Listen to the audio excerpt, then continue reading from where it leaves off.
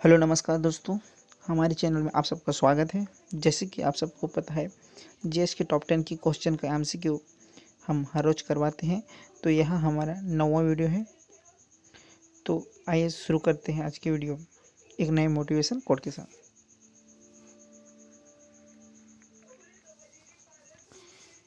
तो दोस्तों, ओ मंजिल कहती है जा तेरे बस की बात नहीं। ओ मंजिल कहती है जा तेरी बस की बात नहीं। यह हौसला कहता है ए मंजिल सुन, तेरी इतनी भी औकात नहीं। तो आइए शुरू करते हैं।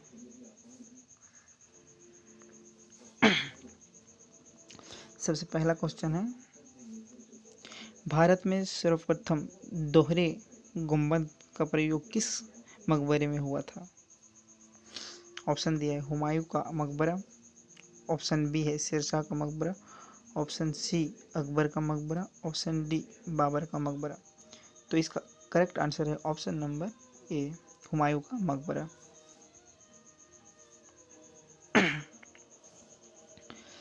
दोहरे गुंबद का प्रयोग भारत में सर्वप्रथम हुमायूं के मकबरे में हुआ था। इसका निर्माण 1565 ईस्वी में हुआ। हुमायूं की विधवा बेगम ने शुरू करवाया था। मुगल काल में सर्वप्रथम चार बाग पद्धति का प्रयोग हुमायूं के मकबरे में किया गया। इसे ताजमहल का पूर्वगामी माना जाता है। नेक्स्ट क्वेश्चन,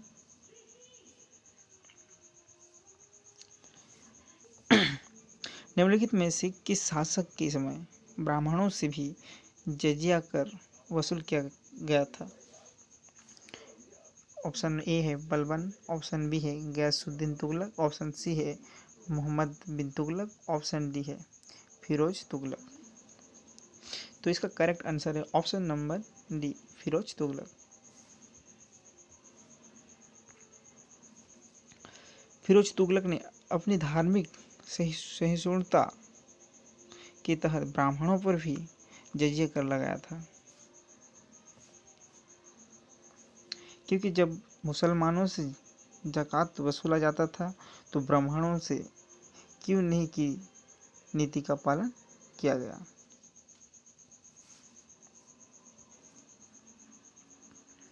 निम्नलिखित में से कौन सा मुगल काल में पेटीकोट सरकार का काल था?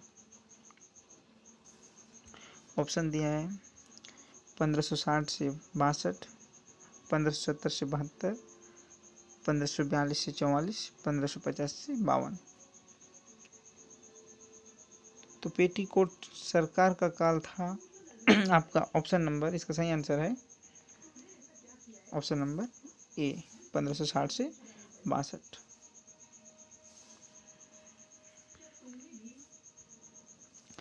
मुगल काल में पेटीकोट सरकार 1560 से 62 ईस्वी तक चली थी, क्योंकि अकबर छोटा था और बैरम खां के संरक्षण में मुगल शासन चल रहा था।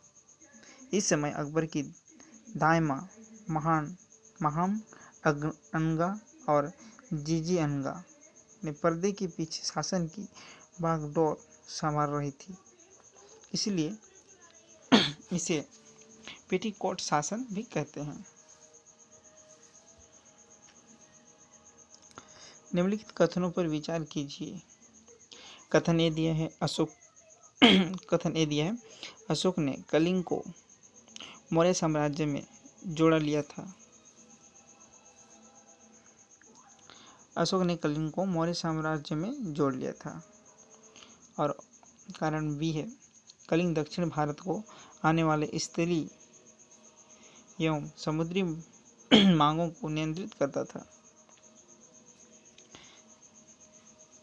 इसमें ऑप्शन दिया है ए और बी दोनों सही हैं तथा बी ए का सही स्पष्टीकरण है।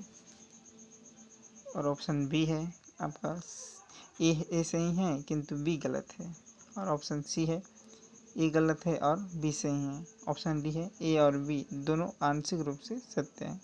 तो इसका सही आंसर होगा ऑप्शन नंबर ए ए और बी दोनों सही हैं तथा बी ए का सही स्पष्टीकरण नहीं है।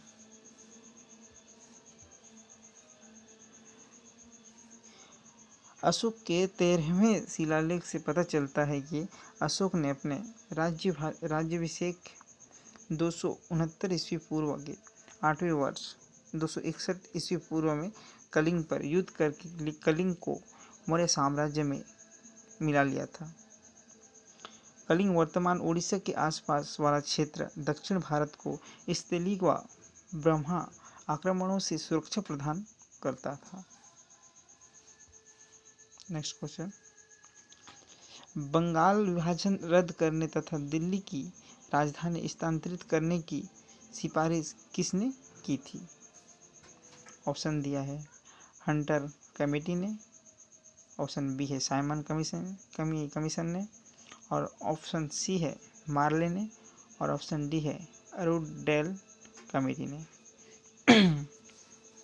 तो इसका सही आंसर है ऑप्शन नंबर डी, अरुडेल कमेटी ने।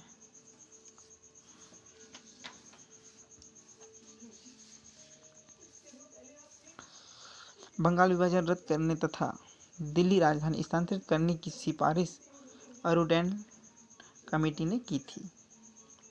यह दोनों कार्य दिल्ली दरबार वर्ष 1911 के दौरान ही किए गए थे। नेक्स्ट क्वेश्चन, गजना का वह शासक,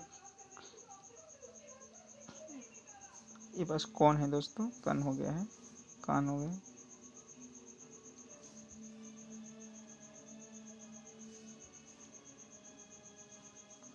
गजना का वह शासक कौन था जो खलाफा शाह सुल्तान की उपाधि धारण कर सुल्तान कहलाने वाला प्रथम शासक बना था? गजना का वह शासक कौन था जो खलाफा शाह सुल्तान की उपाधि धारण कर सुल्तान कहलाने वाला प्रथम शासक बना था? ऑप्शन दिया है मोहम्मद गजनवी, ऑप्शन बी है सुबतगिन, ऑप्शन सी है अल्पतगिन, ऑप्शन डी है मोहम्मद गौरी। तो इसका करेक्ट आंसर है option number A, Mohammad Ghaznavi.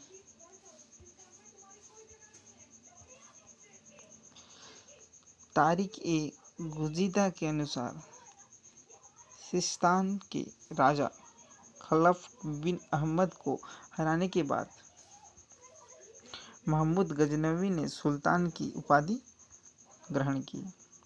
Mohammad Ghaznavi Islamic इतिहास में प्रथम मुस्लिम शासक था जिसने सुल्तान की उपाधि धारण की थी। नेक्स्ट क्वेश्चन, आइन ए अकबरा एक महान ऐतिहासिक कृति निम्नलिखित में से किसके द्वारा लिखी गई थी? ऑप्शन ए है अब्दुल फजल, ऑप्शन बी है अब्दुल रशीद, ऑप्शन सी है अमीर खुसरो, ऑप्शन डी है फिरोज शाह। तो इसका करेक्ट आंसर है ऑप्शन नंबर ए, अब्दुल फजल।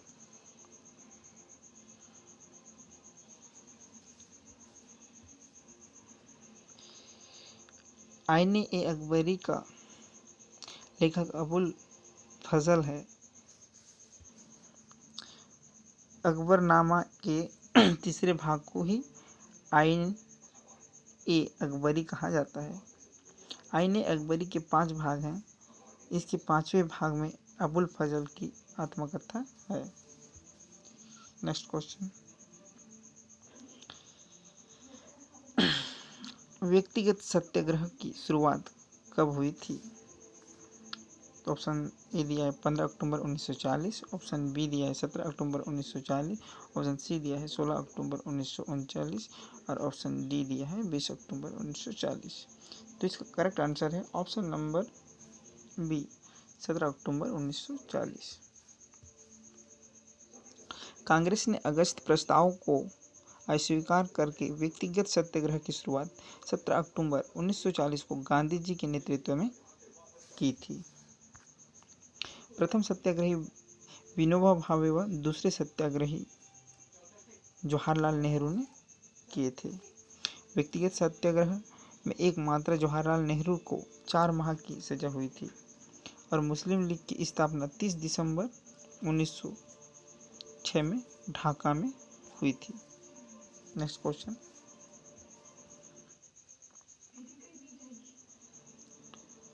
निम्नलिखित में से सूची 1 को सूची 2 से सम्मिलित कीजिए और नीचे दिए गए कूट के आधार पर सही उत्तर का चयन कीजिए।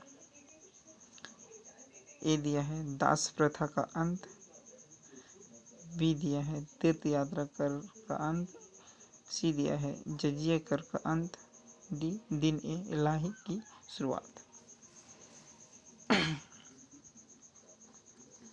तो इसका करेक्ट आंसर होगा दास प्रथा का अंत। पहला का पहला ही होगा।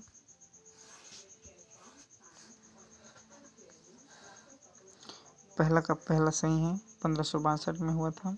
तीर्थ यात्रा का अंत 1563, ये भी सही है। जजिया कर का अंत 1564, ये भी सही है। दिन ए इलाही की शुरुआत, ये भी सही है। तो आपका ऑप्शन नंबर 1 करेक्ट आंसर है।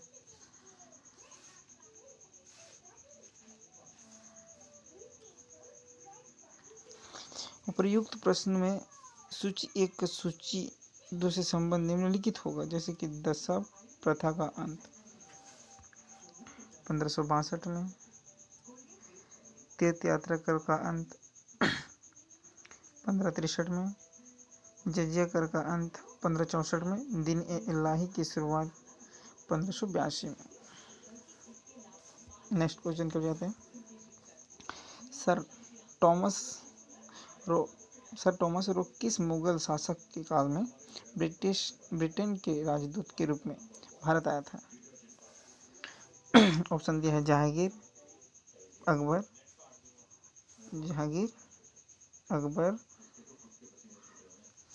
फर्रुखसियर और औरंगजेब। तो इसका करेक्ट आंसर है ऑप्शन नंबर ए, जहांगीर के काल में आए थे।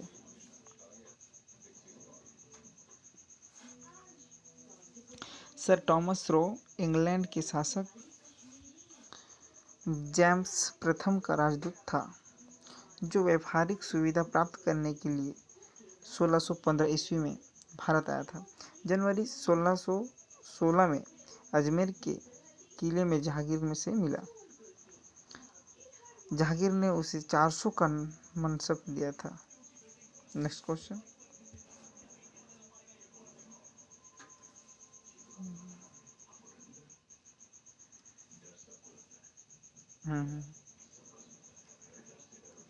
सॉरी दोस्तों, बस कंप्लीट हो गया। तो बहुत बहुत धन्यवाद दोस्तों हमारी वीडियो को अंत तक देखने के लिए। ऐसा ही प्यार बनाए रखिएगा। मिलते हैं नेक्स्ट वीडियो में।